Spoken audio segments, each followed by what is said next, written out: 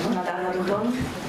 Gràcies, Toni, per la presentació. Tècnica de salut, jo no només a l'Abel Ramos, tècnica de salut de l'Ajuntament de Badalona, del Servei de Salut, i jo n'ocuparé temps en aquesta nou cercle de diàlegs, o sigui, és aula de salut, però són diàlegs a la comunitat, és aquesta petita puntualització que penso que és un pas més endavant en quant al cercle de xerrades i de sessions divulgatives i participatives com és l'aula de salut, en el qual comptem amb la col·laboració de dos experts, per una banda la Tània González, dietista i nutricionista, dels nous rols professionals que s'incorporen després del pla d'enfortiment de la primària, en el qual aposten per una participació de nous professionals sanitaris en el marc dels centres d'atenció primària. Ja no són tan nous, perquè aquest pla d'enfortiment va sortir després de la pandèmia i d'això afortunadament ja ha passat una miqueta de temps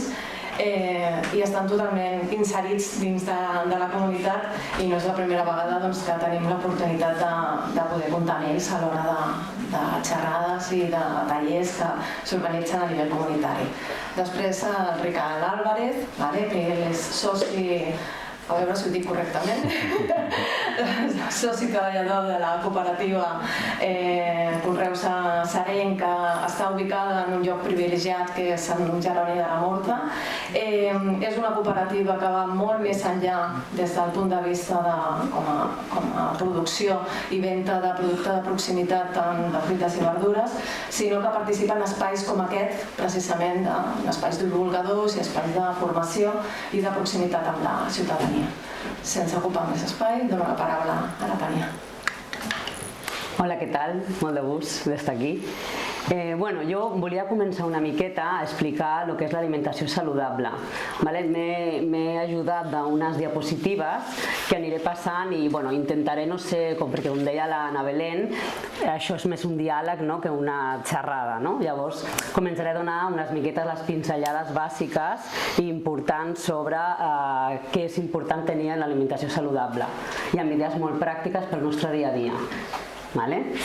Llavors, l'alimentació saludable, tothom sap o pensa que sap que és una alimentació saludable. L'alimentació saludable per excel·lència, més extensa a nivell general, segurament tothom la coneix i és una alimentació que es basa en una dieta variada, una dieta adaptada, una dieta suficient, sostenible i segura. Això són les premisses d'una alimentació saludable. Però el nom de l'alimentació saludable, el nom com pròpiament dit, quin seria? La dieta saludable per excel·lència és una dieta mediterrània molt ben estructurada. Al final, avui en dia, jo em dono compte amb la població que treballa en molts tipus de diferents edats, que avui en dia molta gent no sap què és una dieta mediterrània. Llavors, aquí hem d'insistir molt nosaltres com a professionals perquè s'entengui molt bé què és. I què és? Ha d'estar rica en alimentació natural, saludable i amb molts antioxidants. Llavors, amb aquestes bases, el més important que hem de tenir en compte és intentar augmentar, si no és el cas que consumim prou, més fruites i verdures, augmentar els llegums, la fruita seca, també estem molt en compte de la vida activa i social, canviar per productes com l'aigua, els aliments integrals o l'oli d'oliva i sobretot també molt important, que això ens ho explicarà el company, els aliments de temporada i de proximitat. Això també ho hem de tenir molt present. I intentar disminuir la sal, els sucres, la carn vermella processada i els aliments ultraprocessats. Suposo que tot això tothom està d'acord, però ara ve lo complicat que és com ho posem en pràctica. Jo intentaré explicar molt ràpidament i és això, els diferents grups d'aliments que tothom ja coneix. Els hidrats de carboni són una bona font d'energia i ens ajuden a tenir una bona part d'aquest cereal que és encarregat d'aquesta energia perquè el cos funcioni correctament. On trobem aquests hidrats de carboni? Sobretot en l'arròs, el pa, la pasta, la patata, els llegums. Tenim la importància de que siguin integrals perquè ens ajuden al restrenyiment, a la nostra microbiota, a les pujades de sucre que no siguin tan ràpides, són més saciants sobretot, llavors és important que aquesta part del plat sigui integral. Això és una cosa que intenta ràpidament saber, que és important que siguin complexos, com he dit, integrals, perquè ajudin a que aquesta absorció sigui més a poc. Després, què més tenim important en aquesta dieta mediterrània? Tenim les proteïnes. La seva funció sobretot és estructural, és reparadora, és reguladora, i llavors són molt importants tenir-la en compte. També tenen funció sobre el sistema immunitari i ens ajuden en el transport de moltes coses al nostre cos. Què són les proteïnes? Sobretot tenim, com tothom ja sap, la carn, els peixos, els ous, i la importància de també recalcar el que deia al principi, els llegums, que també són proteïna, augmentar aquest consum de llegums com a font de proteïna vegetal. Això és important, augmentar l'origen vegetal, disminuir l'animal. Després els làctics també seria una part de proteïna, i també augmentar, intentar prendre, si és el cas que volem prendre, perquè és una bona font de calci, d'aigua, de proteïna, de greix, i són també bona font. Els greixos, que aquí molta gent hem fet moltes, abans he sentit moltes dietes, la paraula dieta, ja no vull parlar amb aquest tema, però que trien els greixos són imprescindibles pel nostre dia a dia, però hem de saber escollir els millors. Llavors ens ajuden a l'estructura, a molta formació d'hormones, ens ajuden a aquesta energia, a absorció de vitamines que també estan amb aquests greixos. I quins són els greixos? L'oli d'oliva per excel·lència, la dieta mediterrània, i després tenim fruits secs, tenim els peixos d'origen amb omega-3, els peixos blaus, tenim altre tipus de llavor, com pot ser el llavor de sèsam, llavor de lli, també són greixos de bona qualitat. O sigui, augmentar en aquest cas els monoinsaturats, que com la foto veieu són l'oli d'oliva i el bocats i el castre que mengem, tampoc és imprescindible, i els poliinsaturats, que són els fruits secs, el salmó, els peixos amb omega-3, els peixos, sobretot si són petits, sardinilles, barat, millor que millor.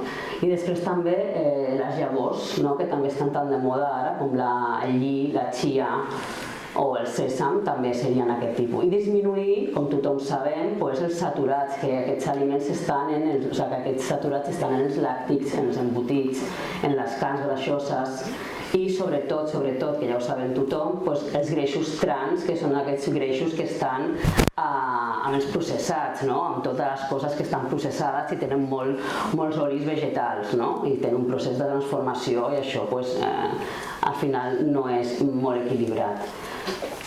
La fibra també és molt important tenir-la en compte perquè ajuda al nostre tracte intestinal i ens ajuda també a la nostra microbiota, d'això no entraré, però ja sabeu que la microbiota cada cop hi ha més estudis i és molt important.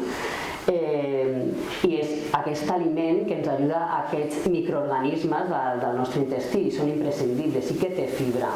Sobretot la fruita i la verdura, hem dit que és bàsic en la dieta mediterrània, i després tots aquests aliments com els hidrats de carboni d'origen amb fibres integrals.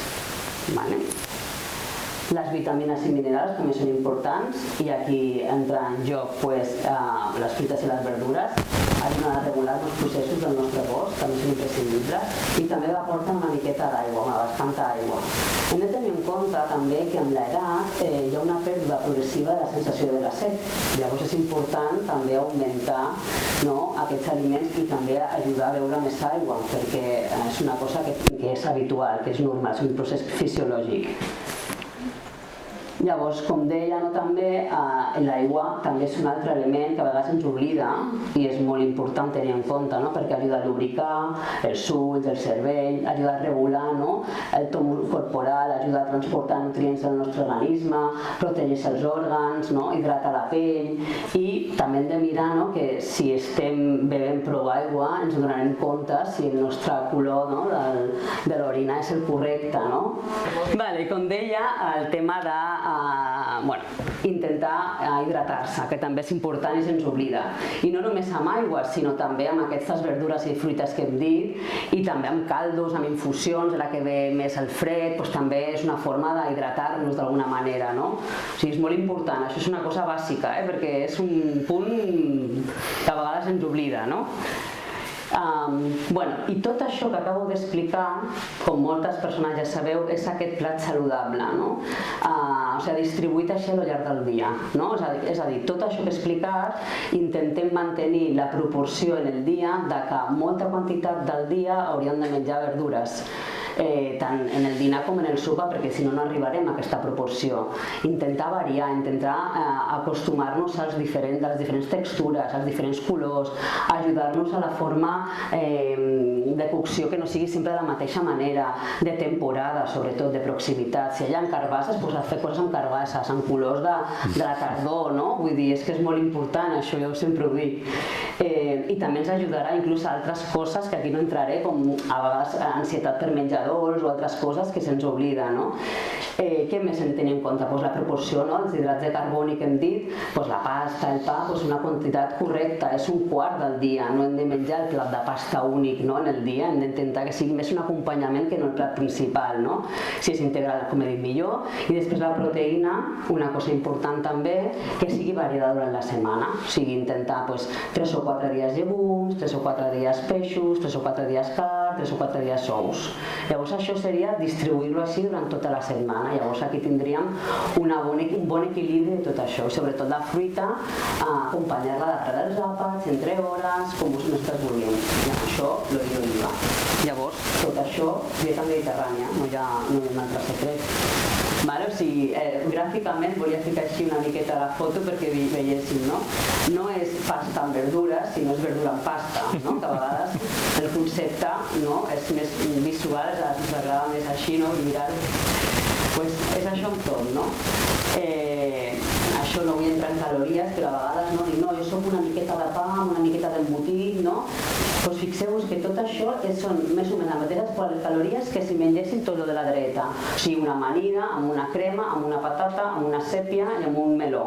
Vull dir que a vegades no per menjar menys estem alimentant-nos millor, sinó a vegades és també la sacietat que ens ajuda a aquesta fibra i el mastegar, l'estar rato menjant, no? És important això.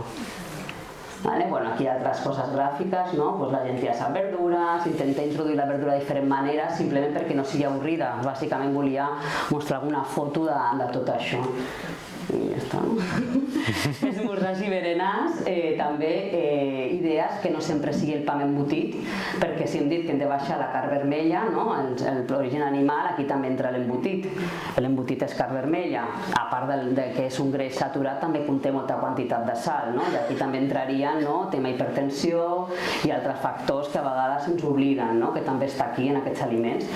Tenim l'opció de posar-li bonito, o posar-li sardinilles al dematí, o formatge fresc, o fer amb un hummus si s'agrada, amb formatge i alguna d'amanida, enciam, vull dir que hi ha molta varietat de tot això. O truita, o ou dur, intentem també variar una miqueta la forma.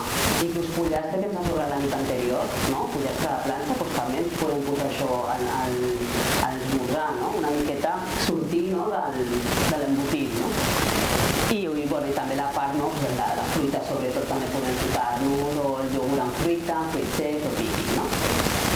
Idees, això, el que acabo d'explicar, això. I una miqueta per acabar, això, recomanacions generals, una miqueta proteïnes de bona qualitat, com hem dit, el peix, els ous, la carn magra, formatge tendre, els llegums, incloure la quantitat suficient, que a vegades què ens passa que conforme ens anem fent grans, la proteïna se'ns oblida. I pensem que si com no volem menjar carn, molta gent ja no menja una altra cosa i hem de substituir-la per una altra proteïna, peix, o ous, o formatge tendre, intentar adaptar a cada moment de la vida la proteïna adequada, però no pot faltar. Els hidrats de carboni, aquí ja estan també les fruites i verdures, que no sucs, els llegums també tenen hidrats, els cereals o pseudocereals, hi ha altres tipus de cereals que no és l'arròs i la patata, sinó si coneixeu la quinoa, el mill, altres tipus de cereals, el camut, i els greixos també que siguin de qualitat, fruits secs, advocats, fruita seca, les llavors els omegas dels peixos petits, que també estan. I ja està, bueno, això volia donar una pinzellada ràpida, això també l'envelliment, hi ha canvis que també influeix en l'alimentació, per això és tan important tenir tot això present, perquè hi ha una pèrdua de funcionalitat dels òrgans i del sistema, hi ha una mica de canvi a la composició corporal, el greix s'acumula en un altre lloc que abans no s'acumulava, hi ha una pèrdua del múscul, que es diu sarcopènia, però és important la importància de aquesta alimentació, hi ha una disminució també de l'aigua corporal i de la massa òssia, hi ha un enlentiment dels processos digestius, hi ha una disminució de les secrecions gàstriques i ja pot haver algun tipus de disfàgia o de refluxe, problemes digestius. Llavors, per això és important la bona alimentació per ajudar a minimitzar tots aquests problemes que podem tenir conforme ens anem fent grans. Llavors, penso que l'alimentació no és la medicina única que pot ajudar a curar alguna cosa, però ens ajuda a estar millor i a previndre millor altres malalties. Llavors, és important que tinguem en compte. I ja està. Ja deixo la paraula al meu company.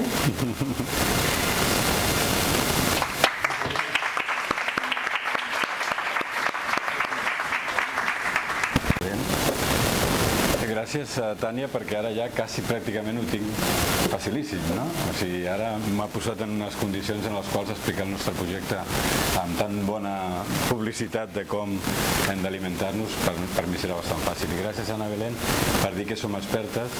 Penso que és un tema molt important, no només perquè realment expertes en realitat som totes de la nostra salut, perquè cada persona és un món, cada persona és unes circumstàncies, i penso que això és important, per exemple, en el cas del nostre projecte, tenir-ho en compte, que a vegades oblidem la quantitat de coses que ja sabem però que no apliquem. Aquest concepte una mica de què és la saviesa. Jo començaria per aquí per dir per què jo estic en aquest projecte de Conreu Sereny, que és un projecte d'agroecologia que va néixer fa 15 anys com un projecte d'associació de persones, entre elles la Dolors Clotas, que està allà al fons, acompanyant-nos avui, que és veïna de Badalona, i ella i 4 persones més van decidir que una de les qüestions més tristes que hi ha en el moment actual de l'evolució humana és l'abandonament de la ruralitat, de l'abandonament del camp. Moltes de les persones que esteu aquí, segurament la majoria, ara us demanaré que aixequeu la mà, ja heu tingut contacte amb el món rural en la vostra vida. És així? Quantes? La gran majoria, perquè hi ha una mitjana d'edat de joves. Llavors jo penso que és important saber una dada que... Hi ha una dada important que és que ara mateix l'abandonament de la pagesia en el nostre país és molt preocupant, no només perquè s'abandona una activitat que dona seguretat alimentària i dona proximitat i salut al territori, sinó perquè inconscientment, per diferents motius que no només són econòmics, s'està produint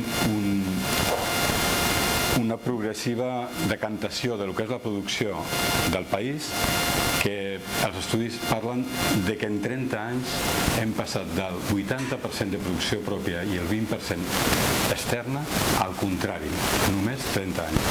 Aquesta situació comença a preocupar fins i tot els que han de dissenyar les polítiques alimentàries del país. I això no només ho provoca l'economia, ho provoquen decisions que són polítiques, administratives, com per exemple que ens dediquem ara mateix pràcticament més a que hi hagi porcs en el país que no pas a que hi hagi una varietat de producció que permeti una alimentació saludable a la població. Per què ens van convidar des de BCA? Molt amablement, moltes gràcies a BCA per convidar-nos, perquè col·laborem des de fa un parell o 3 d'anys en una col·laboració en la qual BCA demana producte que nosaltres, ecològic de proximitat, o que conreem nosaltres o que conreen companys i companyes nostres, per per poder posar en els centres de salut, en els moments, algunes de vosaltres ho haureu provat, en alguns moments de l'any, 4 moments de l'any, i també hem fet una programació de tallers, tant per exemple vam fer un de taller de conserves, farem un taller d'hort properament. Gràcies per l'oportunitat de connectar amb la comunitat, que nosaltres formem part de la comunitat i representem no només a les persones treballadores de Conreu Sereny, que després de ser associació va passar a ser un projecte cooperatiu de treball, sinó a totes les persones que entre elles veig algunes aquí, que són persones que sustenten el projecte perquè fan el seu consum, per exemple, Laura, perquè fan el seu consum i són veïnes de Badalona o de les proximitats. El concepte d'agroecologia i salut té a veure també amb que és una activitat sostenible, és una activitat que també dona salut, no és només una activitat poc remunerada i abandonada l'activitat agrícola dona molta salut, i un cas també és el nostre projecte, Dolors.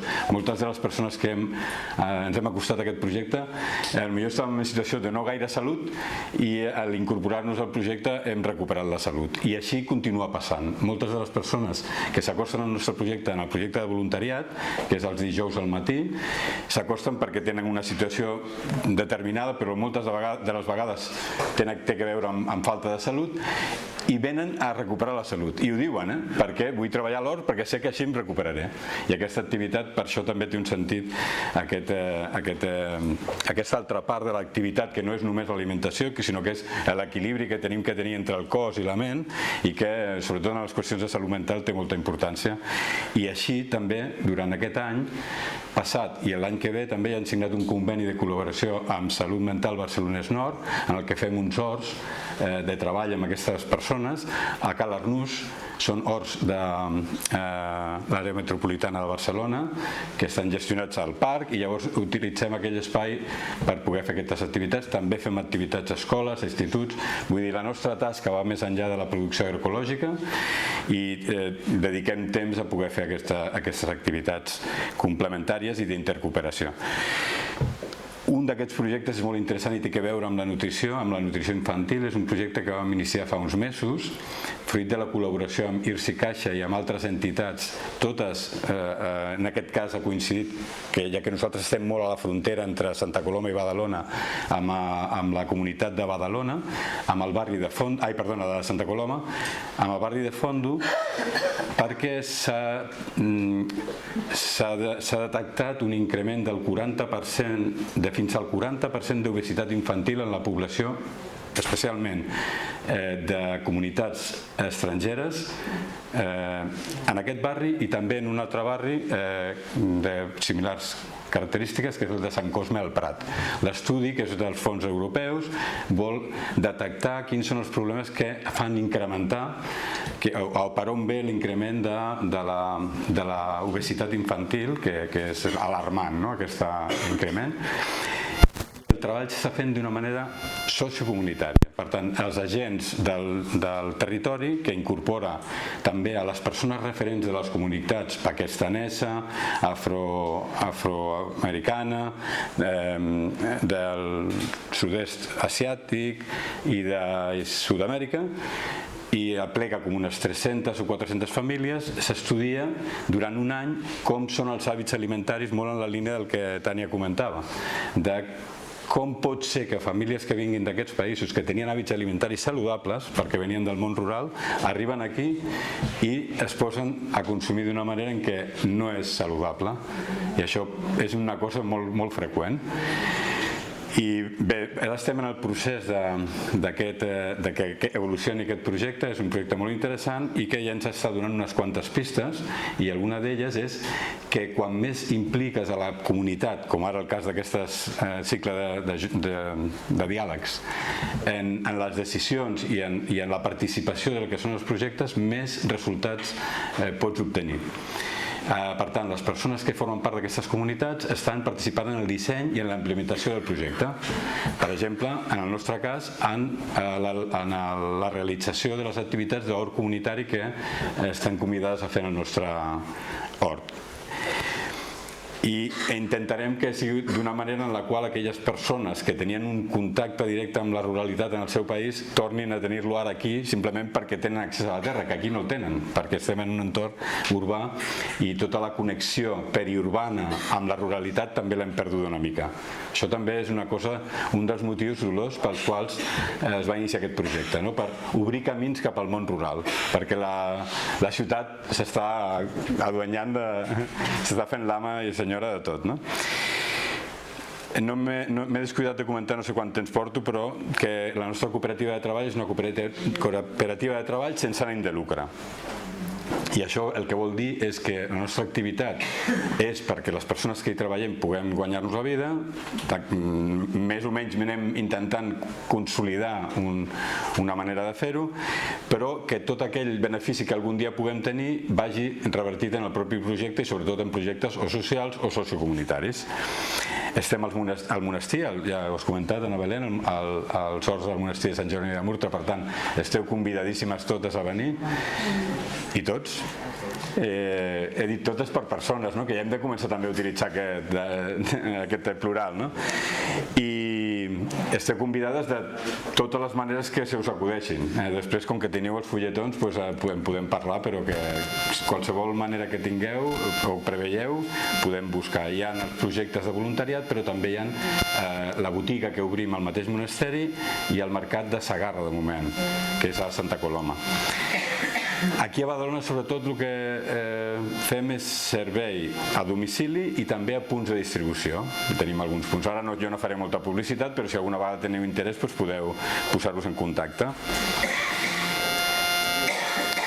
I una altra de les qüestions que nosaltres volem revertir o participar en revertir és en desmitificar allò de que el camp és un lloc que ja no té futur, no? Al contrari, pensem que el camp, precisament en aquesta situació